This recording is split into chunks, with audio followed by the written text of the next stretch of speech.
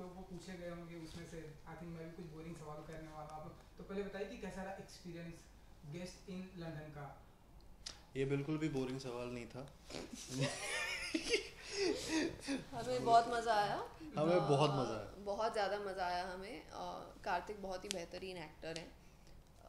वो अपनी जॉब को बहुत सीरियसली लेते हैं, बहुत चार्मिंग हैं, इनकी स्माइल बहुत प्यारी है, हॉट हैं, सेक्सी हैं, वांटेड हैं, फिगर बहुत सही है इनका, सही है।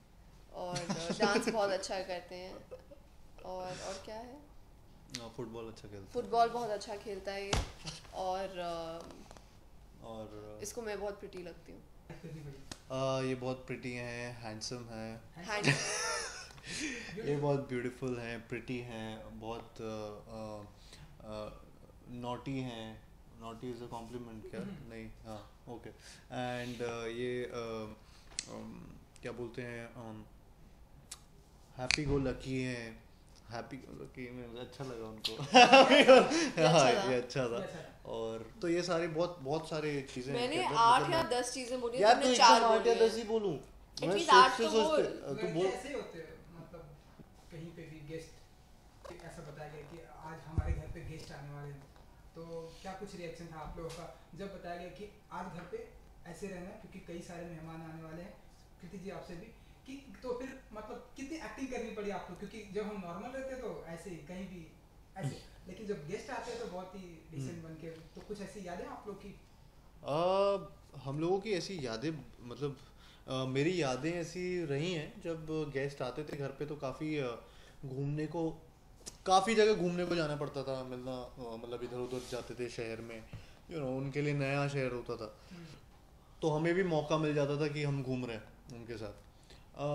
जब बड़े हो गए तो ऐसा लगा कि घुमाने ले जाना पड़ता है, तो वो उल्टा हो गया। तो आई थिंक वो सिचुएशनल है, काफ़ी बार वो अच्छा लगता है, काफ़ी बार बुरा लगता है। मेरे को बस ये लगता है कि पर्सनल स्पेस अब की तारीख में वो बहुत चला जाता है, एंड वो बहुत इरिटेटिंग हो जाता है कई बार जब अनइनवाइटेड गेस्ट होते हैं। एंड या उसके अलावा आई थिंक एज सच कुछ सिचुएशंस आती हैं तो जो सिचुएशनल हो जाती हैं उसमें बड़ा बुरा, बेडरूम मेरे को अपना बेड शेयर करना यार बहुत बहुत बुरा लगता है। As a kid I used to really enjoy getting relatives at home, क्योंकि पहले तो वो हमें पैसे देते थे तो बहुत मज़ा आता था। सेकेंडली कोल्ड ड्रिंक आती थी घर में जो वैसे अलाउड नहीं थी, जी। चिप्स और कोल्ड ड्रिंक। फिर अगर दीदी वगैरह आए हैं और फिर उनके साथ घूमना, फिर रात को जल्दी सोने को मम्मा नहीं बोलती थी। वैसे 9:30 बजे का कट ऑफ टाइम था मेरा, 9:30 बजे सो जाना स्कूल नाइट पे। स्कूल बंक करने को भी मिलता था क्योंकि कजन्स आए हुए हैं, अब क्यों जाएं हम लोग ऑल द वे स्कूल, फिर उनका मनोरंजन कौन करेगा। तो मुझे बचपन में तो बहुत सही लगता था। जितना जैसे मैं बड़ी होती गई मुझे रियलाइज हो रहा है कि मुझे लोग ही नहीं पसंद। जी नहीं, वो ट्रेलर बहुत ही, जितने भी हमें पिक्चराइजेशन की हमने देखा बहुत ही अच्छा लंदन में शूट हुआ है। तो बताइए कि कैसा रहा लंदन में जाना, लंदन में जाके गेस्ट बनकर जाना और वहाँ पे शूट करना? तो मज़ा आया लंदन में जाना।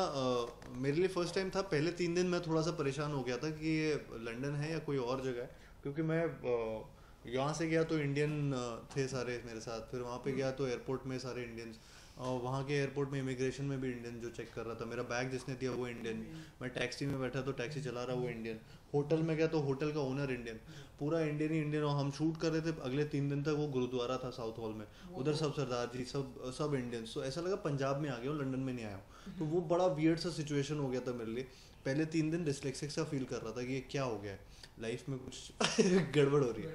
But again on a serious note, वहाँ पे जाना और वहाँ पे कल्चर उनका देखना, I think that's the beauty जो फिल्म में कैप्चर की गई है बहुत, कि गेस्ट इन लंदन का इंटीग्रल पार्ट है लंदन में शूट होना, मतलब वो स्क्रिप्ट का इंटीग्रल पार्ट है, इसलिए उधर पे शूट की गई है वो। एंड ऑल्सो द लोकेशंस वो बहुत ब्यूटीफुल हैं एज इट इज़।